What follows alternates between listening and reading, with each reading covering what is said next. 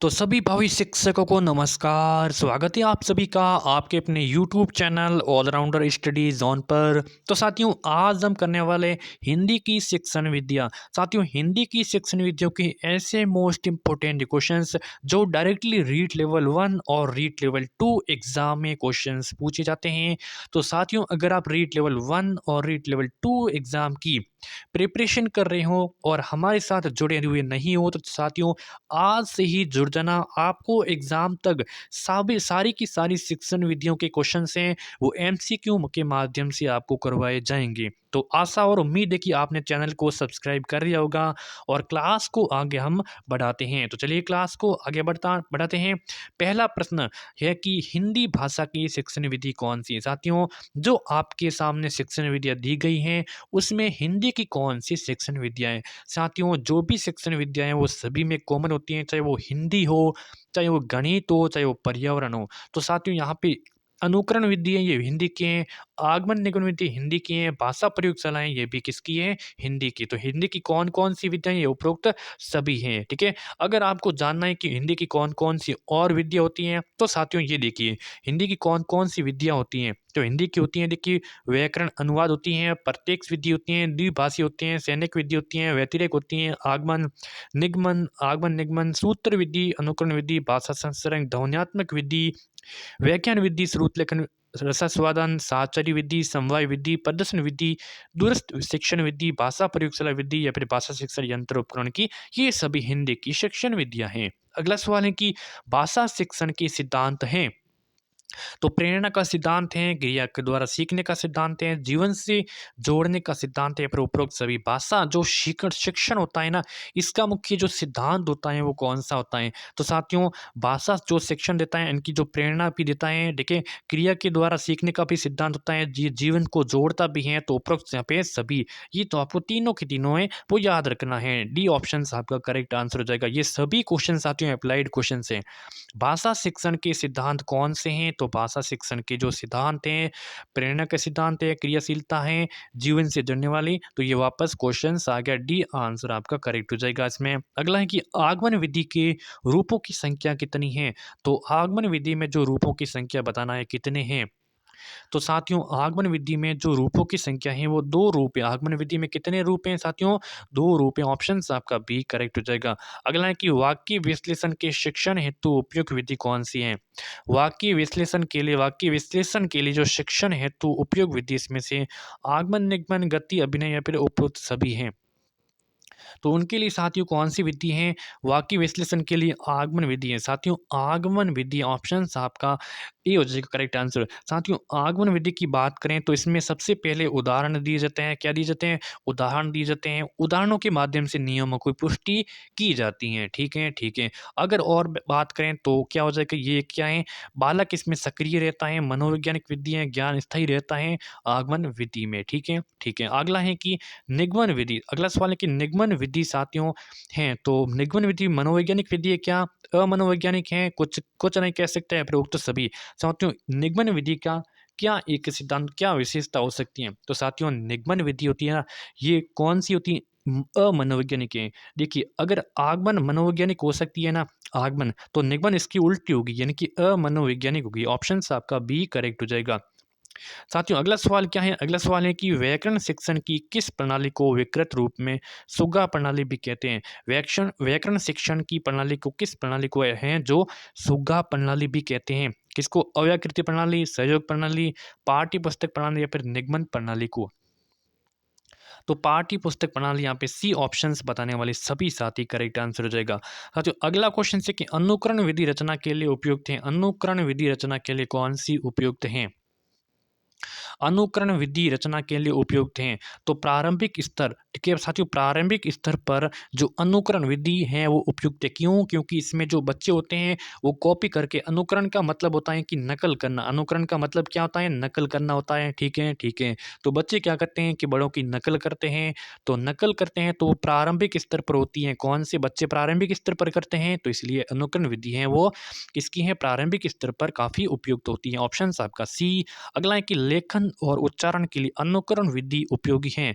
प्रारंभिक वापस क्वेश्चंस बस ऐसे ही क्वेश्चंस रिपीट होते रहते हैं, ठीक है, ऐसे ही क्वेश्चंस रिपीट होते रहते हैं। अगला है कि भाषा शिक्षण की सूत्र विधि का मूल स्रोत कौन सी भाषा है?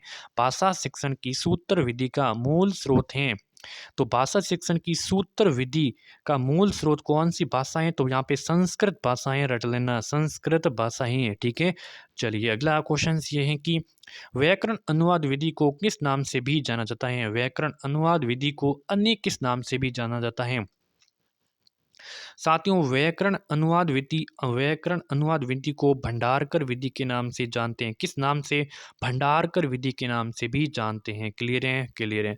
अगला है कि इस विधि में मातृभाषा के माध्यम से किसी नवीन भाषा को पढ़ाया जाता है, तो वो कौन सी विधि में साथियों मातृभाषा के माध्यम से किसी नवीन भाषा को पढ़ाया जा सकता है? तो वो आपकी कौन सी विधि है साथियों?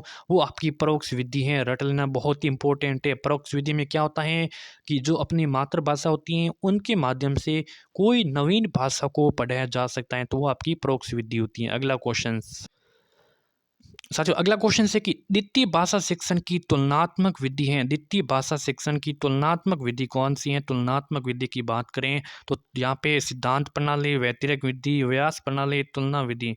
तो यहाँ पे द्वितीय भाषा शिक्षण की तुलनात्मक विधि की बात करें तो व्यतिरेक की विधि हो जाएगा ऑप्शन आपका बी। अगर यहाँ पे तुलना शब्द आ जाए तो आपको करना है व्यतिरेक विधि, ठीक है, ठीक है।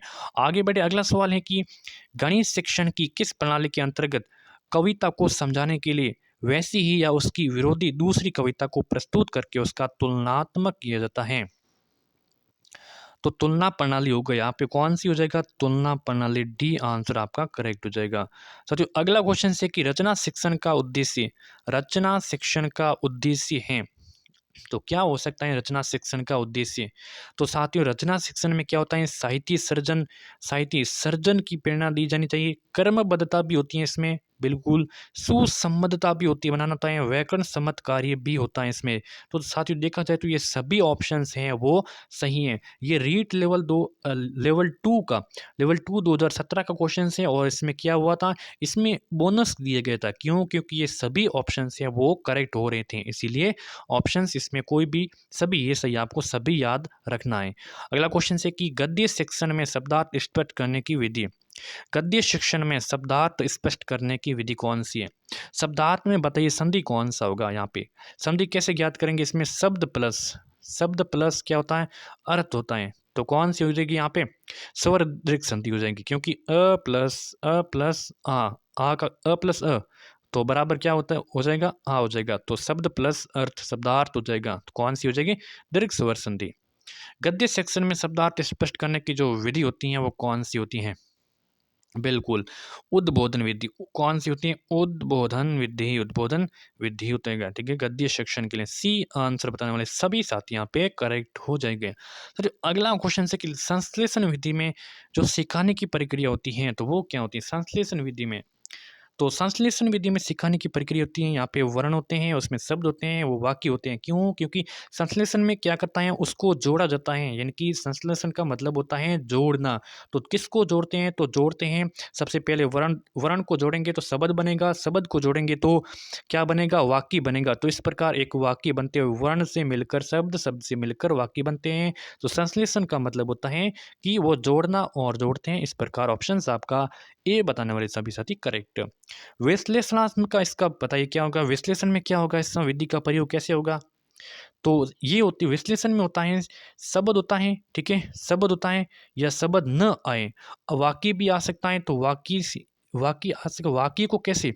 सबसे पहले हो सकता है वाक्य से शब्द, ठीक है, वाक्य से शब्द और शब्द से क्या होगा? वर्ण होगा, शब्द से वर्ण, इस प्रकार होगा। तो आपको इस प्रकार किस ऑप्शंस में दिख रहा है? तो यहाँ पे दिख रहा है शब्द से वर्ण, तो यहाँ पे शब्द से इस प्रकार वर्ण इसका है, तो ये हो जाएगा विश्लेषण। क्यों? क्योंकि विश्लेषण में क्या किए जाते हैं? अलग अलग किए जाते हैं, उनके टुकड़े किए जाते हैं। क्लियर है? बोलो क्लियर है? बोले क्लियर। अगला है कि नर्सरी तथा प्राथमिक स्तर पर कविता शिक्षण की सर्वश्रेष्ठ प्रणाली है। नर्सरी तथा प्राथमिक स्तर पर गणित शिक्षण की सर्वश्रेष्ठ प्रणाली कौन सी हो जाएगा? नर्सरी तथा प्राथमिक स्तर पर, तो नर्सरी में क्या होता है कि गीत गाए जाते हैं, नाटक प्रणाली होती है, ठीक है, ठीक है। आगे बढ़े, अगला क्वेश्चन अगला है कि योजना शिक्षण विधि के प्रवर्तक कौन है? योजना शिक्षण विधि के प्रवर्तक या फिर जनक कौन है? योजना शिक्षण विधि के प्रवर्तक तो WH किल पैट्रिक बहुत ही इंपॉर्टेंट है। योजना योजना विधि होती है ना, योजना विधि, इसके जो प्रवर्तक होते हैं वो किल पैट्रिक होते हैं। कौन होते हैं? किल पैट्रिक। प्रोजेक्ट विधि में शिक्षा प्रदान की जाती है। सैद्धांतिक शिक्षा, जीवन उपयोगी शिक्षा, बेसिक शिक्षा, नैतिक शिक्षा। प्रोजेक्ट में कौन सी शिक्षा प्रणाली बताइए, कौन सी शिक्षा प्रदान की जाती है? बिल्कुल, जीवन उपयोगी शिक्षा प्रणाली यहाँ पे शिक्षा प्रदान की जाती हैं। किसमें? प्रोजेक्ट में। ठीक है, अगला क्वेश्चन। अगला है साथियों कि प्रस्तावना का मुख्य उद्देश्य क्या होता है? प्रस्तावना का मुख्य उद्देश्य बताइए। तो प्रस्तावना का मुख्य उद्देश्य कथन करना, प्रस्तुति करना, नवीन ज्ञान ग्रहण हेतु तत्पर करना या फिर सामान्यकरण करना। तो प्रस्तावना का मुख्य उद्देश्य यही होता है, प्रस्तावना में कि नवीन ज्ञान होता है उनको ग्रहण हेतु तत्पर रहना। नवीन ज्ञान को ग्रहण हेतु तत्पर रहना, ये प्रस्तावना का मुख्य उद्देश्य। सी आंसर बताने वाले सभी साथी करेक्ट। रंगमंच अभिनय विधि है तो गद्य की है, पद्य की है, नाटक की है, व्याकरण की है? रंगमंच अभिनय विधि किसकी है?